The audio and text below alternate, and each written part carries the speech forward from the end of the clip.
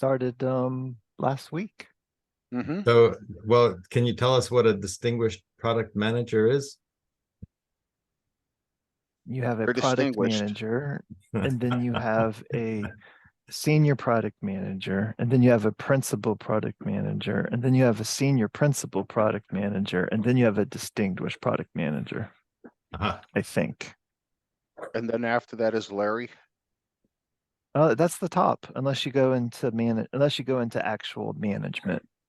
So I Oh, could be a manager of product managers, then a director, then a senior director, then a vice president, then a senior vice president, then, all that stuff. okay. So Chris Rice is a vice president. So he is a vice president of product managers No, he's a well, or a president of vice? normally in product management, if you're a manager, you're a manager of other product managers. Mhm. Chris is VP of development, so he's over all of R&D on our team. Okay. And I report to him. So he has product managers under him, but he also has research designers, UI designers, and then just classically trained software engineers. Okay. Okay. So it's kind of funny. Chris often gets mislabeled as a product manager, and he always has a good chuckle over it. And the reason he gets associated with that is because he does a lot of the things product managers do, which is, leave the cave and talk to people and shake hands. Oh, you can't be a developer. You know the big words and stuff. You have social skills. Yeah. Yeah. I'm going to Yeah, start so- the screen share in case someone comes in, they can see that it is the Graybeards podcast here. I usually just put that on there, for just the beginning, but we might as well do a short introduction for Jeff, who is a distinguished product manager at Oracle Corporation. Now, Jeff, are you focused primarily on SQL Developer still, or other products? So we have a team name. Our team name is Database Tools, and that encompasses things like SQL Developer, but also our REST API technology, our data modeling tech. Our group also builds all of the console pages in cloud for database services. So when you go into Oracle Cloud and create a database, those screens are built by our team. But the easiest way to explain what I do is, I'm the SQL developer guy. Mm-hmm. And then you primarily consider yourself a database productivity and tools advocate, as I understand. I mean, if you're building tools and those tools don't make people's job easier, you're not doing a very good job building tools. So yeah, I come at it from, how can I make the job that Rob is doing easier and less error prone? Because he's very error prone, so he needs tools to prevent him from. Well, I hit an error things. today. And it would be wonderful if the error message I got actually told me what was missing. Yeah. Well, That's why you're billing. That's why your billing rate's so high, because you know how to figure that out on your own. Yeah. You need a SQL compiler built into your brain so that you can see the error immediately just by looking at it. Well, what I need Jeff to do is build in, do what I mean, not what I say. Well, that would be helpful too. Yeah. I mean,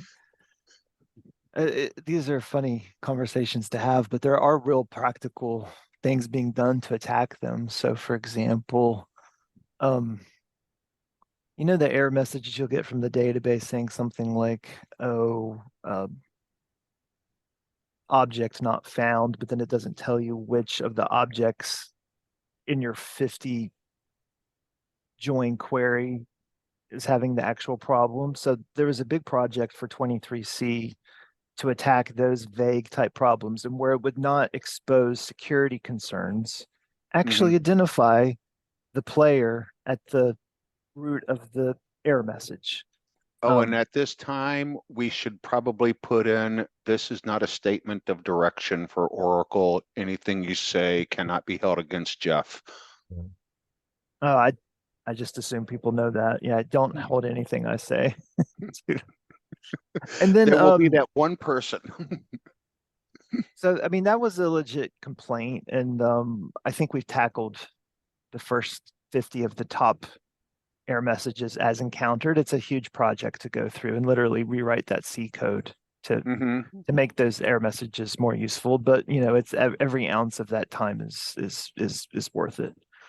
If you follow Connor McDonald, he's been and maybe Gerald Venzel, those two have been like demonstrating some of the benefits of that. Of course, you don't see that till you get to 23C. So in 7 to 8 years, when everyone's up to that higher version of the stack, the lives get better. And then asking the tools to do what you want versus what you asked. There are some things you can do, like auto replace, like the top typos that you make. Form versus from versus is probably the big one. But you know, there are little things you can do to code into the tools. But at some point, those things make me nervous because I don't want to have to blame the tool that it messed up when really it was me. The ultimate fix for this is what happens really with these AI learning models. You know, at what point do we actually trust them, or not trust them, but at what point do we trust them enough to let us give us a real answer that we can glance at and be like, yeah, that's good, you know? And people won't shut up about the AI stuff and the vector this and the vector, you know, it's a huge trend, can't ignore it. But there are smarter people than me working on this at Oracle, and our tools will integrate that tech fairly soon. So that'll be exciting. Excellent. Just don't make it like my phone that does the auto replace. Because when I say a word, I generally mean that word. I've gotten this text from you. Yeah. Yeah. My phone no longer tries to edit me in that regard. I've overridden it enough. It knows better. What I needed to be is smart enough to know that I'm texting my mom and then to not let me do that, you know? Oh, amen, brother. Mom's just happy to get a text now. It's okay if I accidentally, you know, let it rip. Yeah, my mom doesn't text much. She forwards emails, forwards jokes. Oh man, your mom, what a saint. She She's had that gun on you how many times, and she's never pulled the trigger. She's wanted to many occasions. Yeah, I bet she has. Yeah. But the thing is, you know, I'm one of 5. Okay. She needed that gun to keep us all in line. Yeah. Yeah. Or out of the house. Oh, the stories I could tell when we were young playing in the swamps. Of North Carolina, no less. Yep. Yep. Catching baby alligators, snakes, crawdads, anything we could get a hold of to take it home and go, "Hey, Mom, look!" And she would scream. So now, Jeff, you're in Cary, right? Is that right? Yes, that's technically North Carolina. Yeah. Well, you know what they say. The Cary stands for, right? You've heard that one? We have many acronyms. Okay. The one I like is can't annex Raleigh yet. Okay. But most people use the containment area for relocated Yankees, which is fairly descriptive and accurate. You know have you heard the? Go ahead. I was going to say, have you heard the term halfback? No.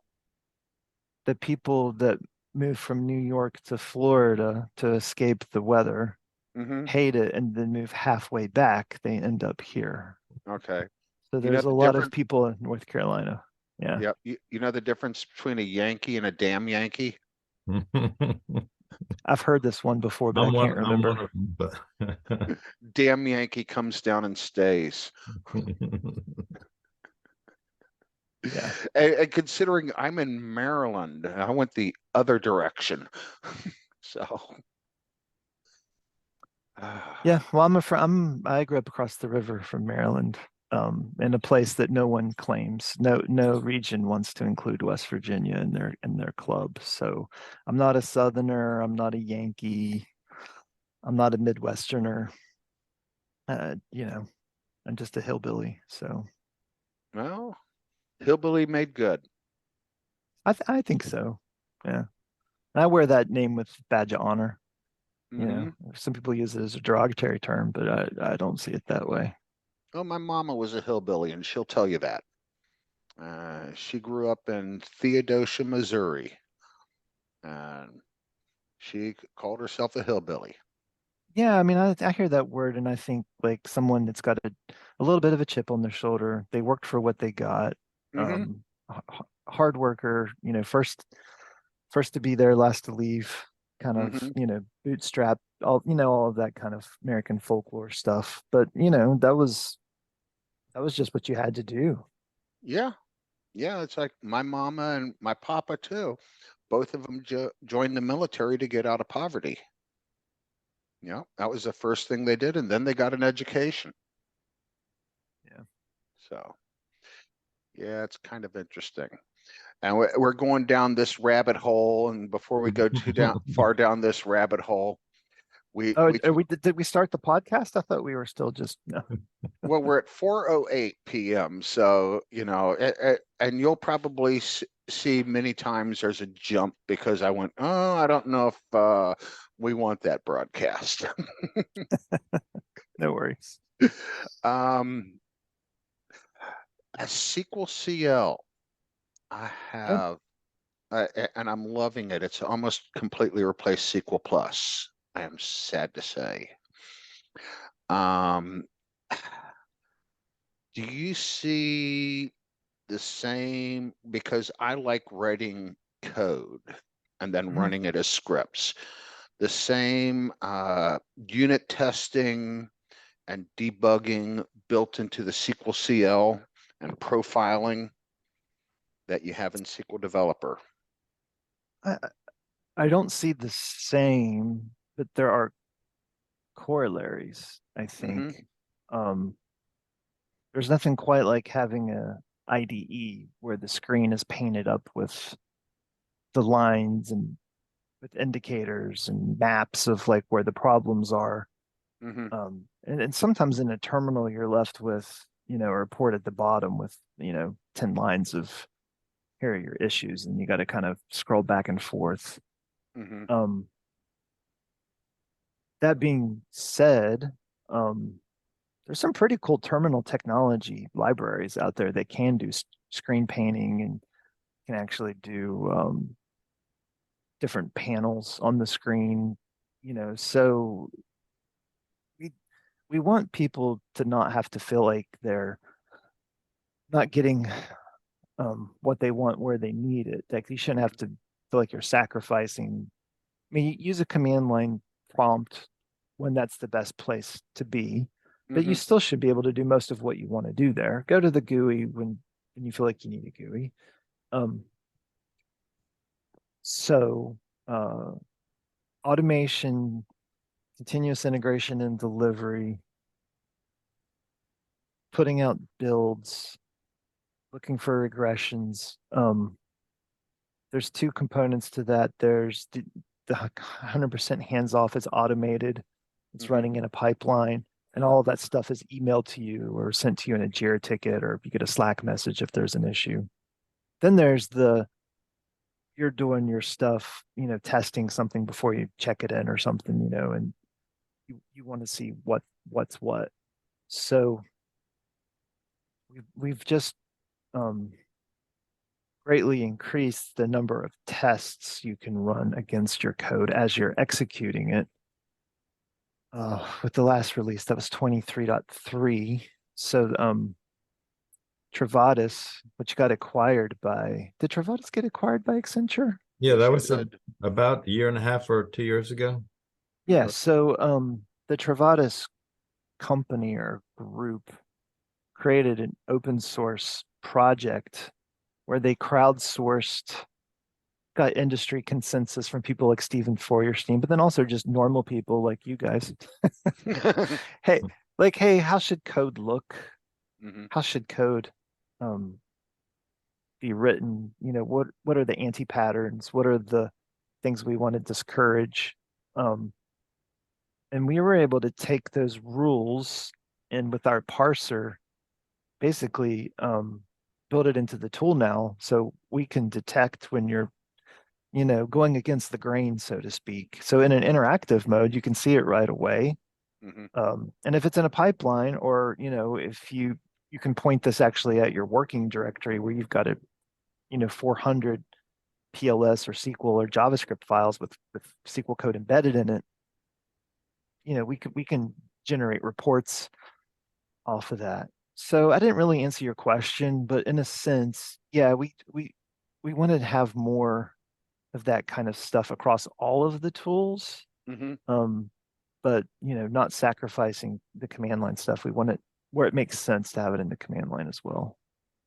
Yeah, I remember I was in one of your talks several years ago, and you said it was called the '80s called. They want their command line back. Yeah. But you can't totally get rid of it.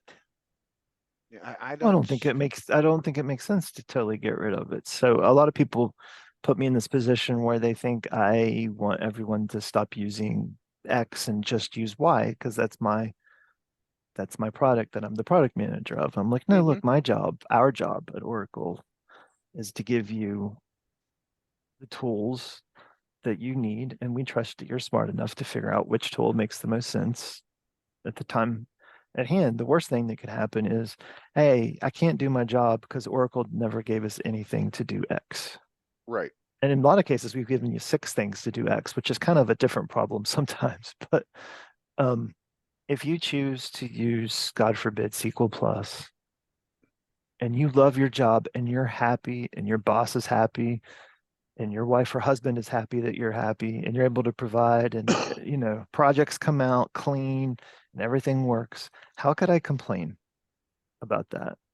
What I would complain about is if you were using a tool like that and you were frustrated, you weren't as productive as you could be, but you were so complacent that you never actually took the time to breathe half a second to go, oh, maybe there's a better way to do this. That's the only time I get upset. And I am a horrible backseat driver. So when I watch someone using the tool and they don't do it right, I about have a stroke. So oftentimes I won't interrupt them, but I'll I'm gonna go write a blog post to how to do X. Sometimes I will interrupt them if we have a good relationship, but well, yeah, my wife will always say every artist has their style. When I'm doing something that is not what she considers the correct way to do something, and then she walks away and shakes her head. So she's gotten better at that. But at the it's same nice time, that she accounts for you as an artist. That's generous of her. very generous. Yeah. Very generous. And that's I still use SQL Plus. Migrating a lot over to SQL CL. There's still a couple things SQL Plus does that I prefer over SQL CL. And we can talk How about many people listening to this podcast do you think even realize that Oracle has 2 command line interfaces now? well, everybody who just heard it. Yeah. I mean, we built it in 2015, 2014.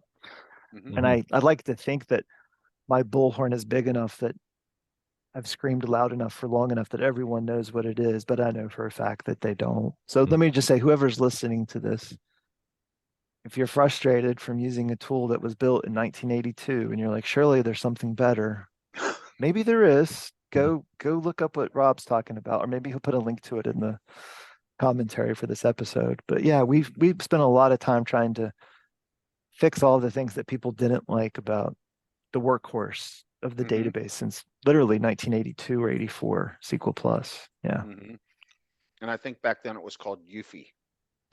User-friendly interface. Yeah. I think that was actually the pre-name for PL SQL, because prior to version 5 of Oracle, well, I guess it was version 5, there was no PL SQL, but I know in version 4 4.1, because I was using it back then. They had slipped in the prototype or the alpha release or beta release of PL SQL, and they called it UFI. Okay, you are correct. I was wrong. And sadly, we had a developer who developed an entire application in UFI, and and then when they went production in version 5, lo and behold, it wasn't actually there until a little bit later on. But yeah, there's a lot of blame to go around there. Yeah. And you want to know something? This is why you have that. wasn't Ken Jacobs the product manager for that UFI way back then? That sounds right. Yeah, I don't know. That does sound right. I know that some of the developers who built a lot of these core features that kind of started showing up in version 4 and version 5 are still employed at the company, and several of them are actually the executive vice presidents in charge of the entire, development of the database itself. And several of them are former product managers, even former product managers of PL SQL. So, and these people don't work because they have to. I mean, they could have retired long ago. But what makes me feel good about is, they're here because they want to be here. They still find the work rewarding. They're still excited about building new technology. I mean, that's pretty cool to say. I mean, the database is literally 47, 46 years old. And we're still truly innovating. And people are excited about it to build that kind of stuff internally. I'm not sure I would feel as good about being here if people were just kind of coasting and resting on their laurels. Yeah, that's one thing I can say about the Oracle organization. Very few people just rest on their laurels. What they did yesterday and saying, okay, I'm good. They don't last. I take a break every now and then. It's hard to always be come do this, come do that. Like I just did 2 hours of webcast webinar today, and I had my sales hat on, and I enjoy doing that. I think I'm actually kind of okay at it, but I like need a spiritual and like mental recharge after that. Like just talking to you guys is nothing. Like I don't feel like any pressure, and I'm not doing like product presentation or demo either. So and I think we spend more time selling your stuff than you do. Good, because there's way more of you than me. I need the help. We need the help. I mean, literally the best endorsement doesn't come from the person that made the product or their friend. It comes from the community. Especially when you're the same person that's saying, well, here are the things I don't like. Yeah. And here are the things I really do like, and here's why I choose to use it anyway, type stuff. That's priceless. Oh yeah. Well, that's like today I was migrating some stuff from one tenancy to another, and I was using SQL Developer to do it, database copy. And I discovered a couple things like one, I brought it up to you before. If it's a virtual column, it tries to populate the virtual column. Okay, yeah. I know. And you gave me a mechanism to get around that. Uncheck that column. And then I'll go back and put the virtual column in. But the other one that I came across is I have identity columns. And once it builds the table, it doesn't allow you to insert into an identity column.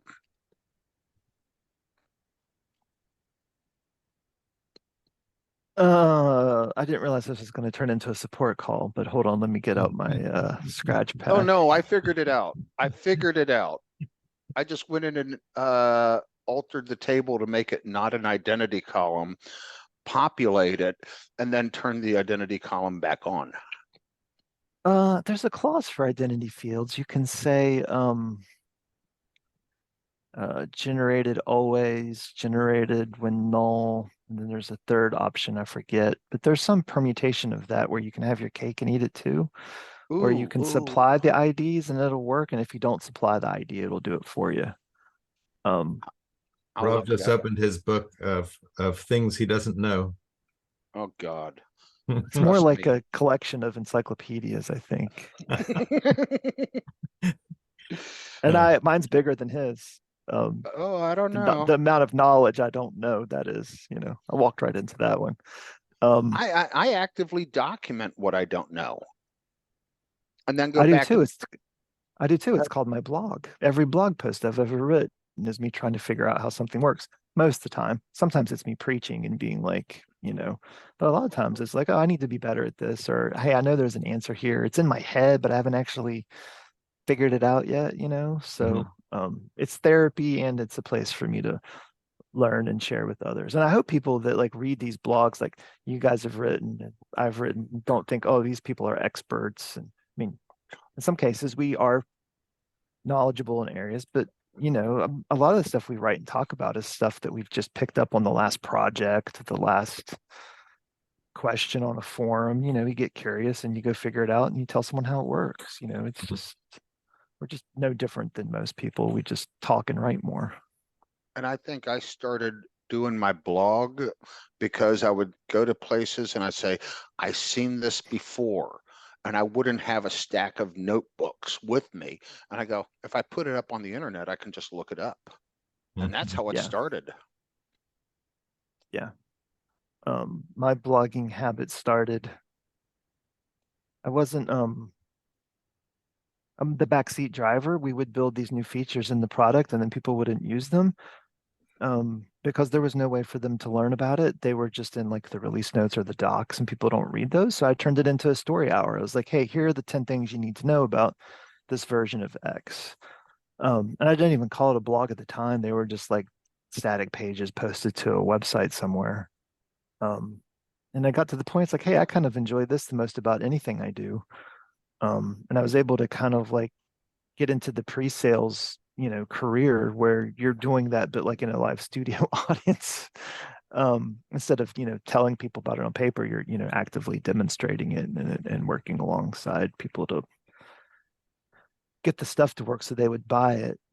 So that's the most part of fun I have about my job. I get to exercise all kinds of different muscles. But you're telling me there's release notes I should be reading? Well, sometimes we call it the README, and sometimes we call it the README please, and sometimes we call it Robert, open up the this effing file. the RTFM. But I mean, if I'm looking at the consumer products that I buy, I do not hardly read anything unless I absolutely have to. Like, I go read that stuff when I can't figure it out. So that's just human nature. It's not like you're lazy. That's just how everyone is with everything. I agree. That's like, unless you're like a YouTuber that like, here's everything you need to know about this car. You're like your Marquez Brownlee, the YouTuber. I'm sure they read all the tech specs and they do all the research and then they tear apart the thing. But that's not like a normal person's experience with the product or technology. Oh, yeah. I mean, if I take my laptop, for instance, if I read every piece of documentation on it and every piece of the documentation on every piece of software I have, I'd still be reading. Yeah. But then you would know they can do more than just play spider solitaire. You can use those computers to like build stuff too. What? Yeah. Yeah. What? I have discovered the home key a couple months ago.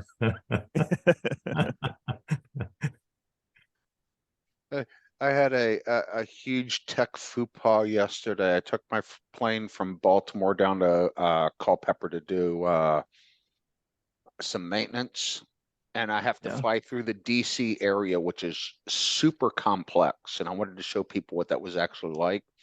So I put my GoPro camera on the plane, I turn it on, I hit record, and I'm flying. I get down, did it again flying back, just so you could listen to all the ATC calls that are just coming 100 miles an hour. Plug the card in. I didn't take the lens cap off. Well, normally when you tell that kind of story, it has a very bad ending. When you're like, I was flying my plane, I had a technical snafu. That's usually when it's like the obituary that you're reading. So yeah, especially it's like I'm flying it to Culpeper to have maintenance done. Yeah. Because something was broken. Yeah, what was broken? Not the landing gear. No, not the landing gear. The Brakes. canopy has a cable to release a pin that locks the canopy in place. All right. Oh, so your roof could have just flew back at any time. No, there's another lock that Okay. locks it in place. And when you turned it, it didn't release the pin on the canopy to slide it open. But there's Okay. an emergency release right there. So you could just reach over, hit the emergency release Yeah. and slide the canopy Is back. that the only way in and out of your plane? Yes, Yeah, so it's a big deal if you can't get out if you can't get and out, there's an especially, emergency. yeah, and like I spend most of my time flying over the Chesapeake Bay. If something were to happen, I wind up in the bay. I definitely want to be able to get out. Yeah. So flew it down there and they took the canopy off and replaced the cable. And while the canopy was off, I was decided, hey, it's legal to fly it without the canopy. It turns into a convertible. So I Yeah, took it yeah. around the pattern a few times, and one, it was noisy as hell. And if it wasn't bolted down, it flew out of the plane. I'm just gonna say that is one of the cooler things about your plane. It's got like T-tops, You just don't have Sally Field there sitting next to you. I got my wife. What more could I Yeah, want? yeah, that's true. Nice save. Yeah, you were going to get me in trouble. You're going to get me in trouble with That's the it. flying nun. So Jeff, sounds like you're still doing some pre-sales because you had the webcast.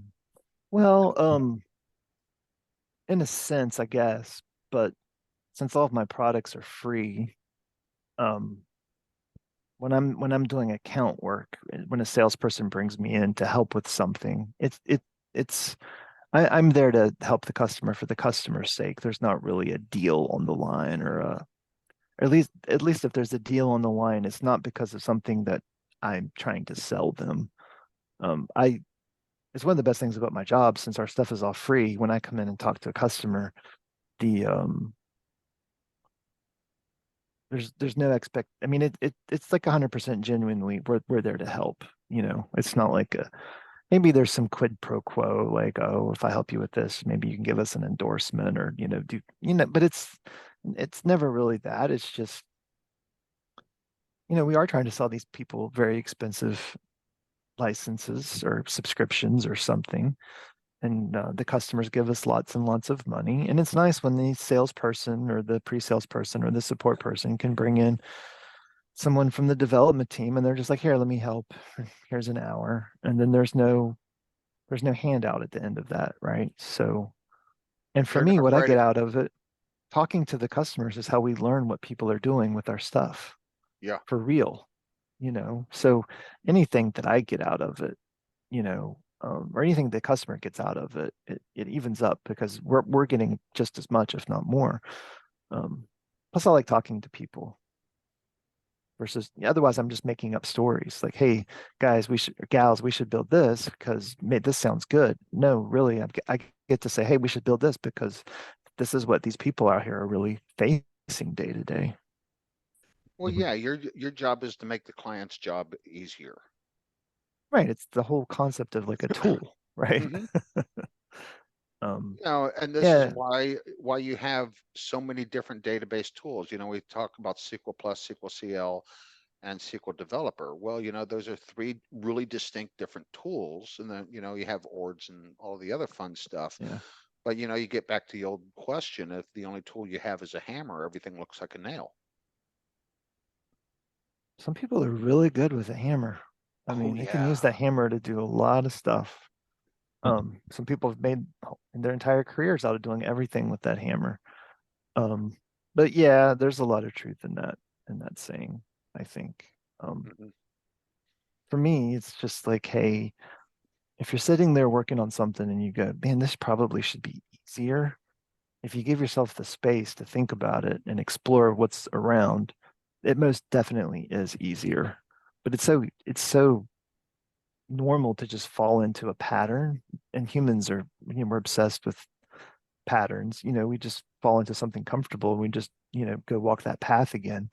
it takes energy to like break away from that. Like it physically hurts almost to like learn something new when you already know how to do it. Mm-hmm. That's the hard part for me is convincing someone like you, hey, I know you are awesome and like SQL Plus, but give me 5 minutes. Let me show you the new mousetrap. You're not motivated to like take that journey. Not normally, you know. And the thing is, like with, SQL Plus to SQL CL, you have to show me something in SQL CL Oh that yeah, makes like me excited. it turns into a sell job at that point. And my Yeah. background in pre-sales really helps as a product manager because I spend a lot of time selling. I think really at the end of the day, everyone is in sales. You know, a stay-at-home mom is in sales. She's got to convince her kids Mm-hmm. that the meal that she's made is good and that they're going to eat it. You know, they should brush their teeth twice a day. You know, that's a sales pitch. Um, I'm selling stuff all the time. It's not actually a commissioned sale, and I don't have to ask for money. But the human the human factor is the thing that we look for the most, or the thing that I look for most when hiring another product manager. Are you a good communicator? Are you a good listener? Are you actively, there to help? Do you like telling stories? Um, See, I that love telling stories. Some of them are even true. yeah, I should qualify the stories. Yeah, helpful stories. Yeah.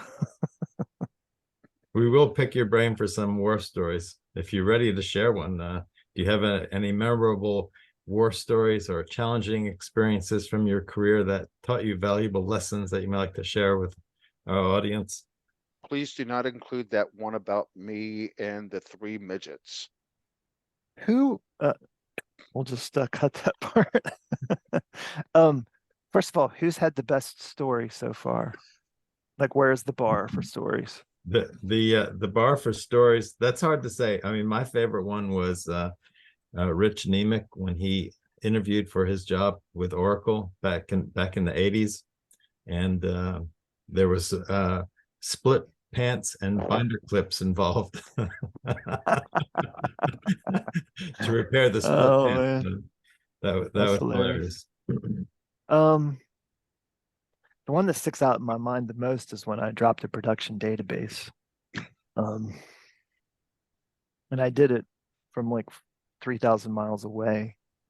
So it was my first job out of school, and it was a support role, but it was like support slash IT administrator slash um, like um, post sales implementation work. So it was a small company, 100 people, and the great thing was I used Oracle, so I learned a whole lot because I was asked to do all these different things, and one of the things I was asked to do was upgrade. I think it was 6 different Oracle 7 databases to Oracle 8. I think it was 7.3 to 8.04 or 8.05, I think. And I was in Blacksburg, Virginia, because my wife was a graduate student at Virginia Tech. Hokey, hokey, hokey, how? I hate the Hokies, but that's okay. Lovely campus. And she got a great education there. Just can't stand the football team. But the client was a library at a university in Kuwait. Now, they did not fly me to Kuwait for this job, although I did get to fly. I went to Barcelona and Paris and Sweden for system upgrades, but this one was all remote. And so it was a dial-up connection in 99 or 2000. There was Ethernet, but there was no Ethernet route from my computer in Virginia to this IT center in Kuwait. So what I remember was I would have to telnet in, run some scripts, um, actually do the database install, create the homes basically, and then migrate the databases over. I think we were doing exports, imports back then. And then when I was done, I would clean out the media and clean out the box and because disk space was still a thing there at the time. And I got all 5 of the first 6 done, and then I did the 6th one.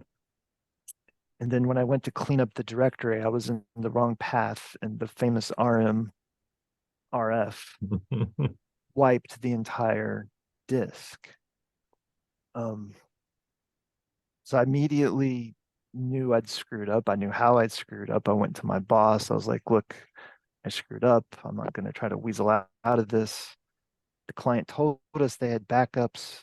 It's time to find out if that's true. They were on a tape. It took them 6 weeks to get that system back up. So that was 6 weeks of me feeling like dog crap. I don't do know you why it still have took a that job? long. They did not let me go from that job. I think me owning up to the mistake right away and not making up some cockamamie story or trying to hide it or whatever helped. But I guess they could have fired me for doing that. But I don't really trust people that haven't made a mistake like that before because they're not gun shy enough.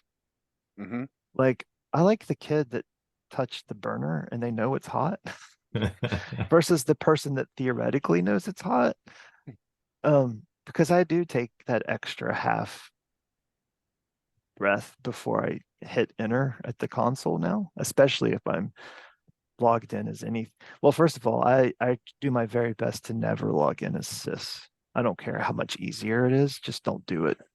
Thank you. Because the mistakes are multiplied at that point. Even system, it's much harder to create users that only have the privileges you need to do the job at hand. Blah blah. Yes, I know, but and if you get people to use those accounts the way they're intended to be used, you've just eliminated like what 40% of the problems we've seen when humans do mess ups. You're still going to have mistakes, but at least they're compartmentalized more. Mm-hmm. But Yeah. God, Rob, you would not believe how many accounts I dial into and I watch them logging in as sys, putting like local objects in the sys schema. Oh, it makes me sick to my stomach. And like I'm there as a representative of the vendor. I can't not say something. I So I have agree. to find a polite, yet somewhat humorous way to offset the tension. Like, hey, you shouldn't do that. Because if I don't say anything, I'm basically blessing or endorsing what they're doing. Right. Um, that's been fun. I've had many occasions trying to find a nice way of telling someone they're doing it wrong, which, by the way, no one in the history of being told they're doing it wrong has enjoyed being told they're doing it wrong. Or I'd you like could to always, share an observation with you. Yeah, or you yeah, can say, I have a better way, or this might be a little bit better for you to do, yeah. Well, I mean, as the opposed to the you flip doing it wrong. the flip side of this is that most of these people have been put into positions they were not adequately trained to do. Mm-hmm. Oh, you refilled the copier toner last week and the copier machine works now. Hey, we need you to keep an eye on this Oracle database. Like literally stuff like that happens. I know. And so they're learning from watching YouTubes, reading blogs, so I have empathy. Um, but it's hard. It's hard to remember that stuff sometimes. Yep. The Yeah. only time I logged on as sys or system was back in 1987 when I was running Oracle on a DEC Rainbow 8086 machine. And then a couple of years ago, working for the mail company in Canada, and that's the only way they would give me an account was with sys, and I definitely did not like doing that, and was very, very careful when I did it. But Yeah. Well, I mean, just think about the responsibility you had on your shoulders, knowing that they gave you that. It's like, oh no. and all I needed was read access to the data dictionary, right? But it's so much easier. That's like, there's two things I never want to get from a client: the root password, sys password. Don't ever give them to me. That way, if something goes wrong, I'm not explaining why I effed up because I logged in as sys or I logged in as root. Yeah. But Rob, we also know that you spend half your time trying to crack those passwords. It's like a game for you. Yes, I know, and I have so much fun doing it. It's like the And New it's York Times game where they have the 5 letters you have to pick. What's that game called? Wordle? Is that Wordle? Yeah, it's like you're playing Wordle at the command prompt. Yeah, you have to be careful with that stuff around, because I know when I worked with the big pharma company, I got really curious about SQL injection, right? And so I started researching on their computer SQL injection. I thought to myself, nobody asked me to do that. I was just curious, and I don't want to get fired for trying, or for them if There are somebody is a trying to lot of break into their bad computer. actors out there. Yeah, for sure. I mean, I was obviously joking about Rob trying to hack machines. The sad thing is like how many machines out there are secured with like 100 of the top known passwords, Rob. It's like some obscenely large number of people use those passwords. Wasn't sys change on install originally? I don't know if it still is, but It I know was back in the change on 4.1 install, and it is days. still, no, it is still change on install. All right. It's, however, when you enter the password, it is an alter user identified by. Okay, And my internet is I freezing. think he got stuck. Yeah. I right. think the internet knew that you were wrong, so it was trying to stop you from putting out Yeah. bad information. You got censored. I thought, by the way, I haven't installed or created a database from scratch in a while, but I thought you were physically prompted for a password to set You for the are, administrators. you have to set the password. You're physically prompted. My internet Right. was unstable. So everything froze up. However, before you do that, system is manager, sys is change on install. Oh, So okay. there is an attack vector there, but you have to get it in that very It's a narrow very small, window. narrow window. Yeah, yeah, yeah. Okay. Yeah. This is the kind of stuff I don't like talking about because yeah, people know too much already. I know too much. So but it's a narrow window. Now, what they could do to just totally F it up, change sys to manager and system to change, or system to change on install. Have you seen that? The main problem I see is like what you both described is people giving away system credentials way too easily. Like here's my admin, or here's my sys, or here's my, they know not to do it with root, Mhm. but I've They seen do. the opposite problem where, at least in my opinion, because I do a lot of performance stuff, but there's a lot of tools and capabilities for performance stuff that DBAs could let developers do. And most DBAs don't want to turn or give those privileges to developers, let's say to run SQL Tuning Advisor or run AWR reports, things like that, or even look at the DBA HIST tables.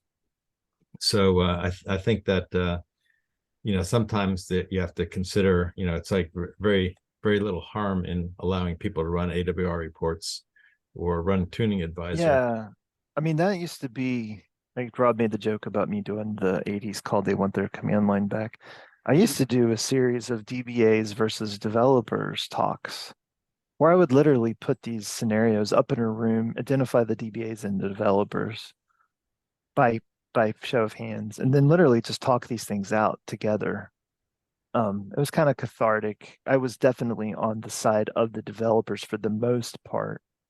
But my take was if the DBA refuses to give you those things, they are volunteering to own 100% the performance profile of that application. They're volunteering to fix the code because they won't give you the tools to do it yourself. But they never saw it that way. Well, you know what DBA stands for. Don't bother asking.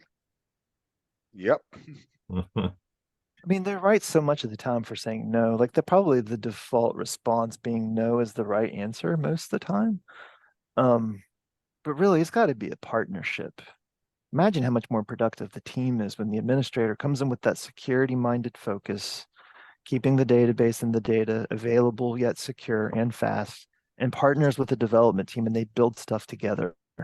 That's like culture. That's like great things happen versus this adversarial world where the developers, all they ever hear is no. And so what do? They go out and pick up a Mongo or a MySQL or an Access database. They put it on their machine, and God knows what's going through that box that the entire organization's dependent on, but isn't being backed up, isn't being encrypted, isn't being protected. Um, is riddled with third party security vulnerabilities. And you can't really, I mean, you can't blame the developers, but you can understand why the developers do that kind of stuff because all they know is they have a Jira ticket, they have to build a thing, and they only ever get shut down by the keepers of the castle. So I think most Oracle database administrators get this, and I think they really want to, partner and build stuff alongside the developers, or at least I hope they do. Excuse me. I've only had, I'm going to say, one shop that I was familiar with where the developers or the DBAs actively shut down the developers. And other shops I've been associated with, they had application DBAs who worked closely with the developers, and then you have your operational DBAs who handled patching, etc. And that was great because their bench was deep enough. But if you take an operational DBA who's, they're just concerned that my database is up and running and it's secure, and you have to work with developers and designers, you wind up getting this problem. Mm-hmm. Yep. And I've only been in one shop like that where So there was that my I guess origins is from developer, and then I spent quite a number of years as application DBA, and the only time I ever did operations DBA was on the Deck Rainbow back in 1987. But yeah, and it took a while for the operations DBAs to trust my solutions. But then after that, they never asked any questions. They just said, whatever he says, do it. Yeah. Well, it's not like you ever got an award for doing something awesome as a DBA and find out that was your fault. Mm-hmm. Well, no, I got that one. You heard that. You've heard that story when what was it? There were two parameters: optimizer index caching and optimizer index cost adjust. And I read a blog post that said, "Hey, if your database has these symptoms, then you should change your settings to such and such." So I said, yeah, my database got those settings. So I recommended the change, and the operations DBA put it in. And then the app team was actually somebody there testing it, and it actually brought the application to its knees. So the DBA said, what should I do? I said, roll it back. So he rolled it back. And then the next day, I got an email from the VP of IT at the pharma company I was with, saying, congratulating me for saving the day. And actually, you're welcome. I got a $250 bronze service award in my paycheck, and I just kept my mouth shut. It's crazy how many customers don't have proper testing environments. Mm-hmm. Like, they ask me if something will work. I'm like, as far as I know, it should, but please test it before you roll it out. And they don't have an environment that mirrors production close enough for them to do tests like that. It makes me not sleep well at night. Well, even if the environment was set, then you would have to have the regression tests and automated where you can capture metrics and stuff like that. I know my current assignment, they do have an environment like a pre-prod environment that's totally matches hardware. For hardware, the production, and then also data size matches production. Plus, they have a suite of regression tests, and they have baselines and stuff like that. So, I mean, they really do have it together. I mean, it's easy to say you should have that. It's very difficult. It takes time. You're going to spend a lot of money to set that up, and you might not be able to show the return on that money for a while, if ever. But it's like an insurance policy sometimes, Well, I guess in this case, the cost of the database being down is much greater than the Yeah, cost the of the risk. environment. Yeah. And I actually, for years, I think that's the only reason why I had a job, was because the cost of the database being down was a lot greater than what my salary was. Yeah. We had Did you this. bring the system down every now and then just to remind them how valuable you were? No, I You got your spot bonus. Yeah. I just tuned it. One guy was telling me, Yeah. he was like the user manager, and he said, before you got onto this project, I had a line of people 12 long outside my office complaining that they can't get their job done because the system's too slow. And he said, now there's nobody outside my office. So thank you very much. That's awesome. Yeah, yeah. And that pays your paycheck right there. Exactly. Yeah.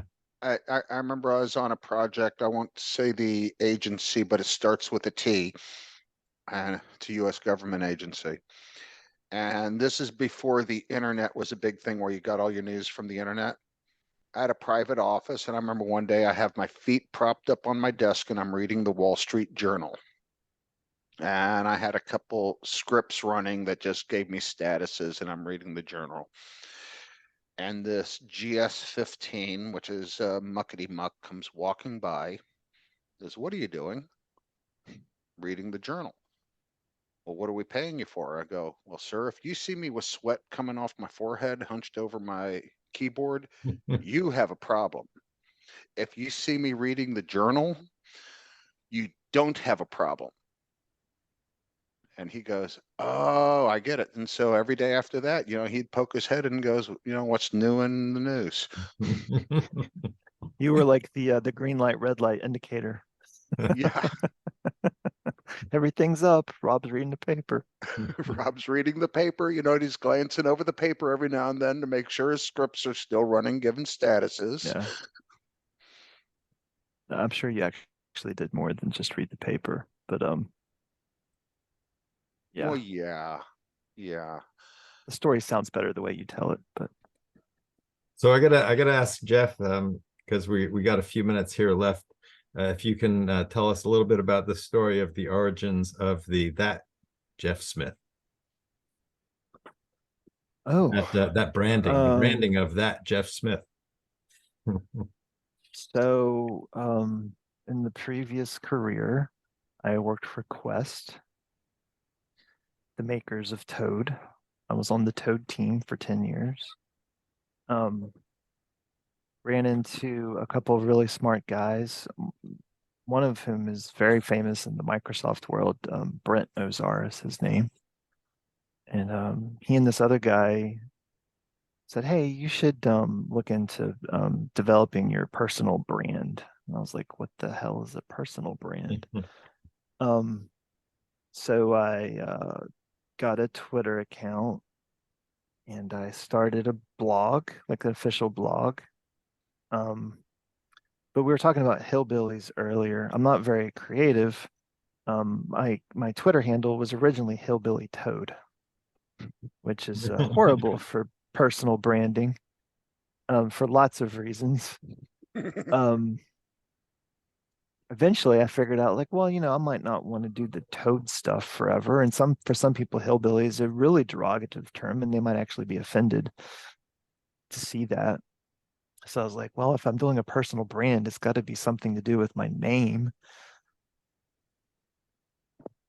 But there's there's a really famous comic book artist, Jeff Smith. There's a couple of car dealers, and there were United States congressmen at that time with that name. And, I was just never gonna get anywhere trying to be Jeff Smith. But I was like, I'm kind of dry sense of humor, sarcastic. I was like, oh, that Jeff Smith. So I was like, I'll do that.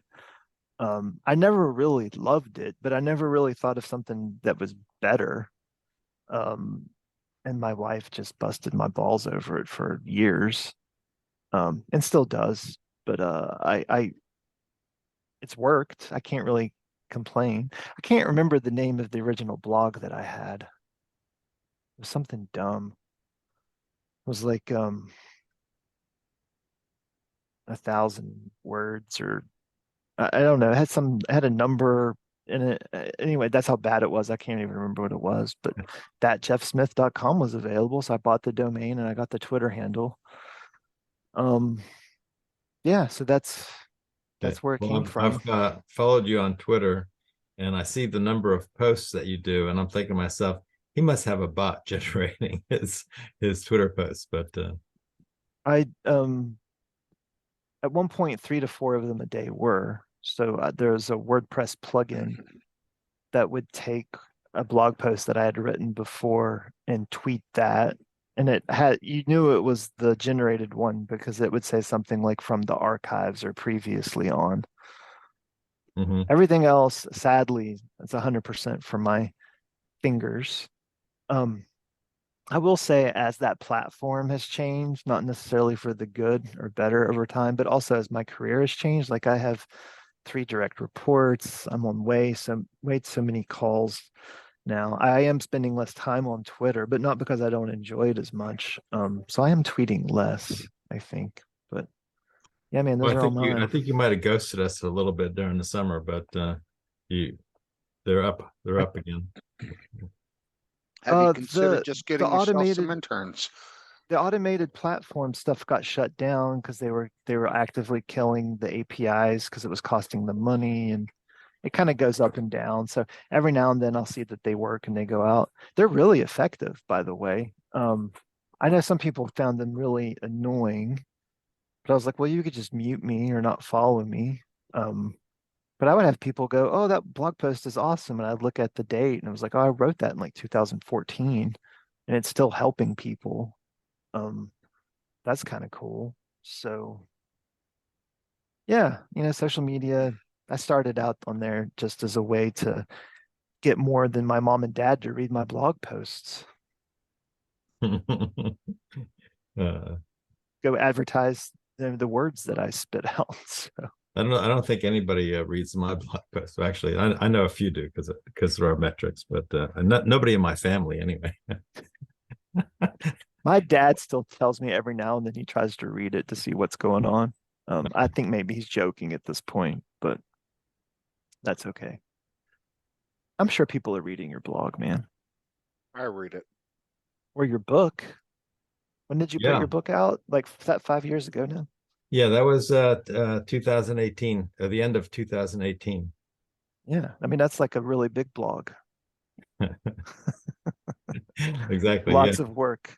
It was actually, to Yeah. be honest with you, what I was doing there was just really simple anomaly detection using SQL for performance metrics. And I had already been doing, like, I wrote the code and so forth, and I was presenting at conferences and so forth. And then the editor from A Press approached me. So he saw my abstract. He said, would you like to write a book on the topic?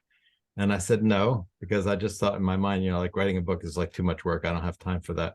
Yeah. So I told my wife about it, and she goes, what'd you tell him? I said, I told him no. And she said, you call him back and tell him yes.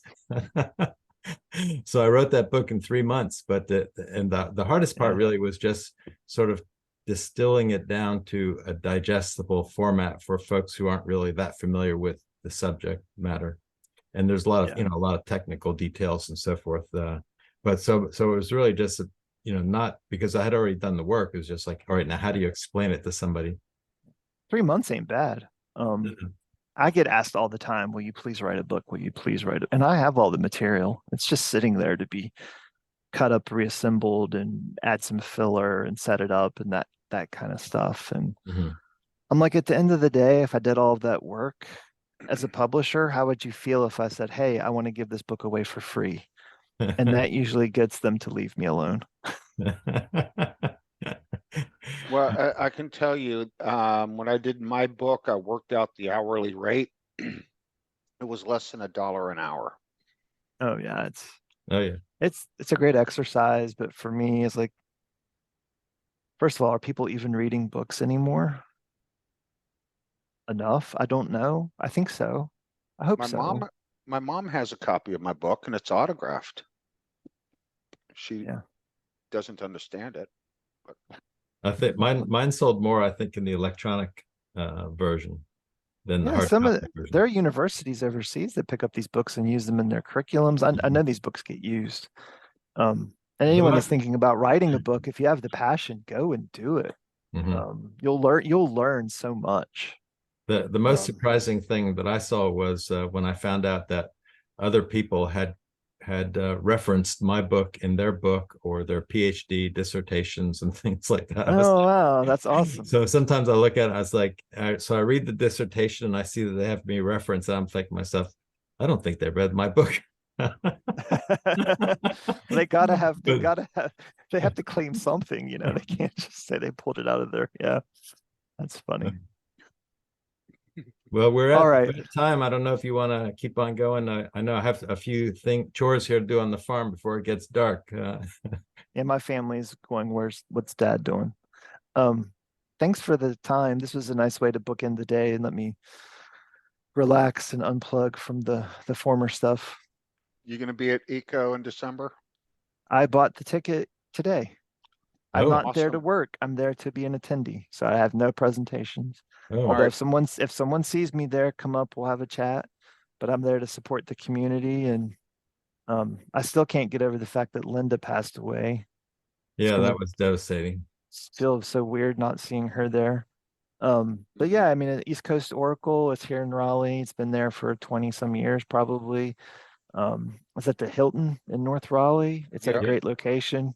It's $300 for a ticket. I think they have hotel rooms on sale for 150. So if you're in the area, I know people they're flying from Europe, but I mean people drive up from Florida, Georgia, down from Pennsylvania. It's a great show. There'll be some smart people there Yep. presenting. And Rob, you're doing a session too, right? I'm doing two. Yeah, Yep. I have 2 sessions also nice. both days. Maybe you should come to the speaker reception on Monday night, Monday evening. Maybe I'll Yeah, sneak in. I'll send you the details. Perfect. All right. Well, cheers, Bring guys. burb Thanks for the bring time. bring bourbon because you make more than me now. Whose fault is that? I will bring you All right, something. gentlemen. Yep. Thank you, Jeff. Cheers. Thank you, Rob. Yep. All Have right, a good day. thanks, guys. Bye.